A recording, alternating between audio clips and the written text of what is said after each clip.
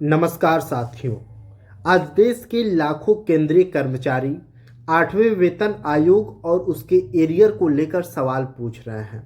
संसद में बहस हो रही है, मंत्रालय जवाब दे रहा है और मीडिया में लगातार खबरें चल रही हैं।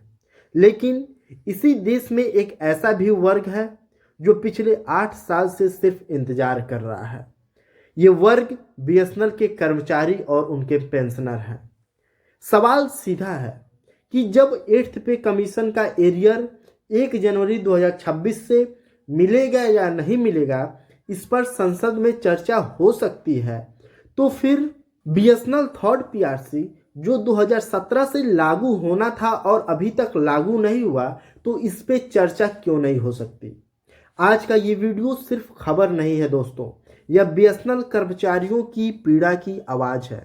आज हम जानेंगे 8th पे कमीशन की चर्चा का बीएसएनएल थर्ड पीआरसी से क्या संबंध है, सरकार एरियर पर क्यों गोलमोल जवाब दे रही है, और सबसे बड़ा सवाल, क्या बीएसएनएल कर्मचारियों को उनका हक मिलेगा या नहीं मिलेगा। अगर आप बीएसएनएल के कर्मचारी हैं, पेंशनर हैं या फिर आप बीएसएनएल परिवार से जुड़े हैं, तो ये वीडियो अंत तक जरूर देखिएगा, क्योंकि आज बात सिर्फ वेतन की नहीं, सम्मान और अधिकार का भी होगा। चलिए वीडियो को शुरू करते हैं। शुरू करने से पहले मैं गुजारिश करूंगा, वीडियो को जरूर लाइक करिएगा, अपने बीएसएनएल परिवार के साथ जरूर शेयर करिएगा और चैनल को सब्सक्राइब करना बिल्कुल भी मत भूलिएगा। साथियों, हाल ही में संसद में शीतकालीन सत्र में 4 सांसदों ने सीधे वित्त मंत्रालय से सवाल पूछा। सवाल था कि क्या 1 जनवरी 2026 से 8वें वेतन आयोग का एरियर मिलेगा या नहीं। वित्त राज्य मंत्री पंकज चौधरी ने साफ कहा कि अभी लागू होने की तारीख तय नहीं हुई है। एरियर को न तो मंजूरी दी गई है और न ही खारिज किया गया है, यानी सरकार ने ना हाँ कहा है और ना कहा है। केंद्रीय कर्मचारी कह रहे हैं 7th पे कमीशन का जो एरियर मिला था, लेकिन बहुत टाइम पे नहीं मिला था, और बीएसएनएल कर्मचारी भी यही बात कह रहे हैं कि जो सेकेंड पीआरसी है वो देर से मिला लेकिन मिला, और थर्ड पीआरसी आज भी अटका हुआ है। बीएसएनएल का थर्ड पीआरसी 2017 से ही लागू होना था, लेकिन आज 2025-26 आने की ओर है और अभी तक ना वेतन संशोधन हुआ, ना एरियर मिला और ना ही कोई स्पष्ट तारीख बताया गया है। साथियों, हर वेतन आयोग में 3 बातें एकदम कॉमन होती हैं। रिपोर्ट आने में देरी, सरकार की मंजूरी में देरी, लेकिन एरियर हमेशा पिछली तारीख से मिला है। अब यही उम्मीद है कि केंद्रीय कर्मचारी 1 जनवरी 2026 से कर रहे हैं। बीएसएनएल कर्मचारी भी यही सवाल पूछ रहे हैं। जब केंद्र सरकार अपने कर्मचारियों को एरियर देता है, तो बीएसएनएल कर्मचारियों के साथ भेदभाव क्यों हो रहा है। बीएसएनएल कर्मचारियों को एरियर थर्ड पीआरसी क्यों नहीं लागू किया जा रहा है।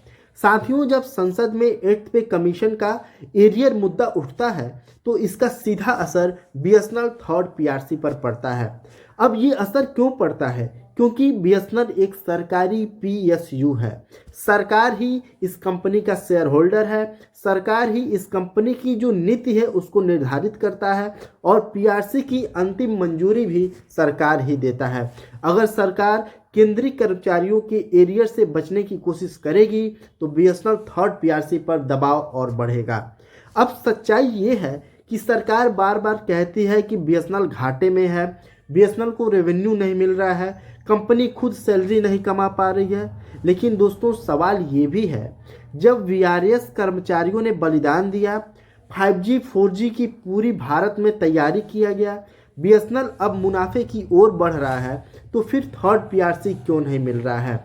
यह सिर्फ पैसों का नहीं, नीयत और प्राथमिकता का भी सवाल है। बीएसएनएल की सभी यूनियन लगातार पत्र लिख रही है, धरना प्रदर्शन कर रही है और डिपार्टमेंट ऑफ टेलीकॉम और वित्त मंत्रालय से मिल रही है, लेकिन कोई ठोस तारीख, कोई लिखित आश्वासन नहीं दिया जा रहा है, कैबिनेट नोट आगे नहीं बढ़ाया जा रहा है। जैसे 8th पे कमीशन पर संसद में सवाल उठे, वैसे ही बीएसएनएल थर्ड पीआरसी पर राजनीतिक दबाव बनाना जरूरी है।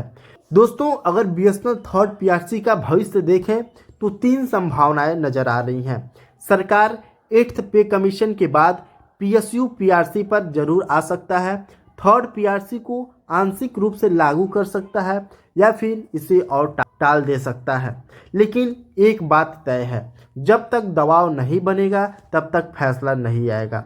साथियों, ये समय सिर्फ इंतजार करने का नहीं है। आवाज़ उठाइए, यूनियन को मजबूत कीजिए, सांसदों तक बात पहुंचाइए, क्योंकि एरियर कोई सरकार के द्वारा दिया हुआ उपहार नहीं है, यह बीएसएनएल कर्मचारियों का हक है। अगर केंद्रीय कर्मचारी अपने 8th पे कमीशन के एरियर के लिए सवाल कर सकते हैं तो बीएसएनएल कर्मचारी अपने 3rd PRC के लिए सवाल क्यों नहीं कर सकते। अगर आपको ये वीडियो उपयोगी लगा हो तो इसे ज़्यादा से ज़्यादा बीएसएनएल साथियों तक पहुंचाइए और कमेंट में ज़रूर बताइए आपको कब तक 3rd PRC मिलने की उम्मीद है। ठीक है दोस्तों, मिलते हैं आपसे अगले वीडियो में एक और PRC से लेटेस्ट न्यूज़ को लेकर। तब तक के लिए जय बीएसएनएल। धन्यवाद साथियों, आप लोग हमेशा एकजुट रहिए।